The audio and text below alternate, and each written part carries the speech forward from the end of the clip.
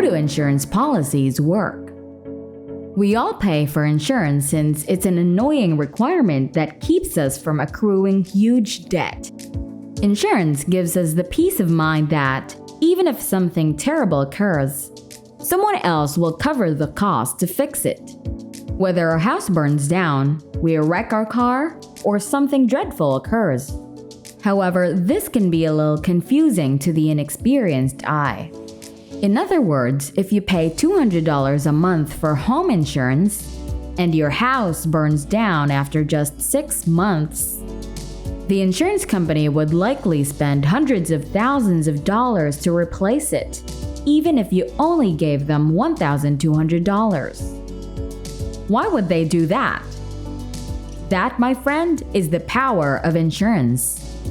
The fundamental idea behind insurance is that one party, the insurer, guarantees a risk that may or may not materialize, and another, the insured, pays the insurer in exchange for insurance coverage against that risk.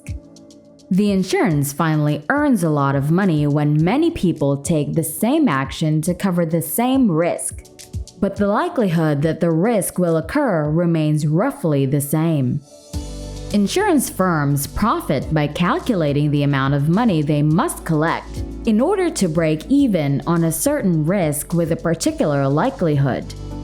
The result of that computation then affects how much each insured party pays each month.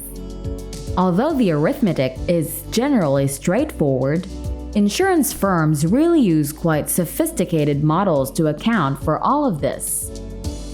The type of insurance offered by each insurance provider varies.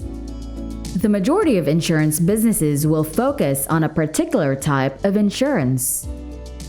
This is due to the fact that each company must design a complex model to ensure that they can make money and profit. If you assume that 1 in 100 homes would burn down annually, but it turned out that 5 in 100 did, you would quickly run out of money.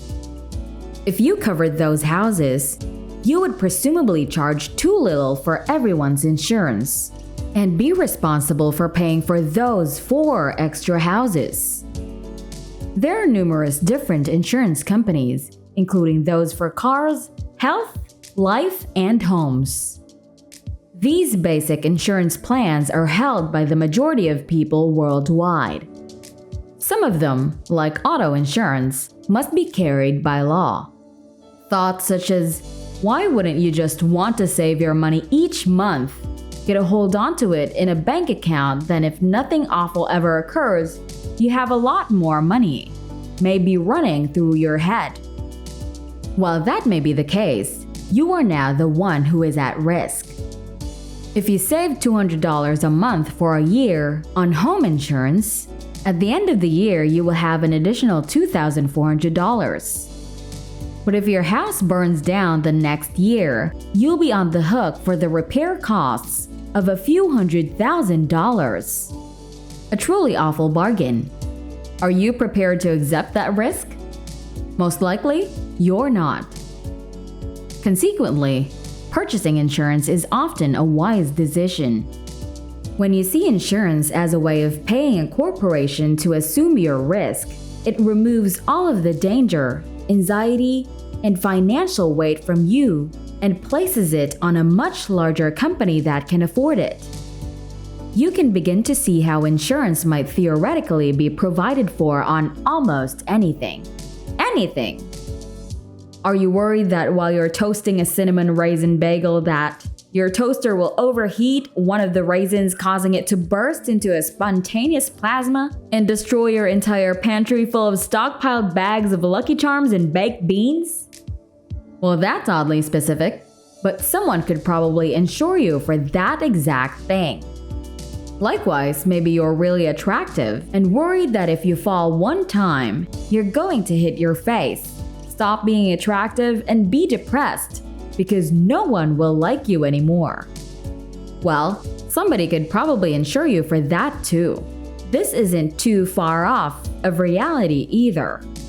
Celebrities will often have parts of their body insured because their image is a source of their income. There are still a few missing pieces to this puzzle, so let's talk about reinsurance and insurance claims. Reinsurance is what an insurance firm purchases when it wishes to purchase insurance on its own insurance policies. That's no joke either. If an insurance company decides they are overexposed to home fire insurance and a hot summer is on the horizon, they could take out reinsurance policies on their insurance policies to protect them from high losses. But in that case, all the risk would be on the reinsurance company if all the homes they insure simply caught fire due to global warming and other factors. It's important to consider this as well. If an insurance company covered every automobile in Florida, but a hurricane swept through and totaled them all, they might owe more in payouts than they have. And after they ran out of money, no one would receive the compensation they expected for their totaled car.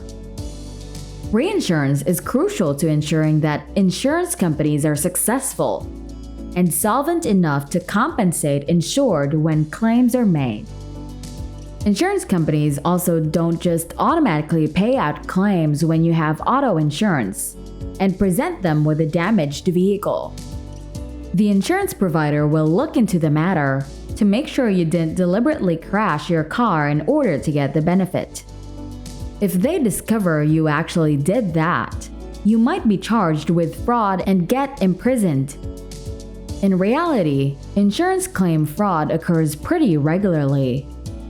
When things are rough, people see it as an opportunity to either earn a large cash windfall or escape an unaffordable automobile or housing payment. You can probably see that insurance is a big business and that if you have the right models, take the right kinds of risks, and have good investigators to make sure that you are not defrauded, you can make a lot of money.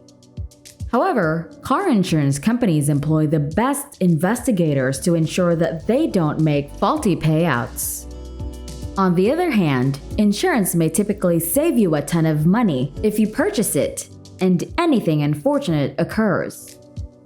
Insurance is a win-win situation for all parties. That's basically how insurance works. It makes businesses a lot of money while reducing consumers' anxiety about unfortunate situations. See? I told you it would be interesting. Hopefully that was fascinating. If not, I'm not sure why you're still here. But if you click on any of our other videos, you might find something awesome. Enjoy your day though. I'm glad you learned about insurance. Till then, see you soon!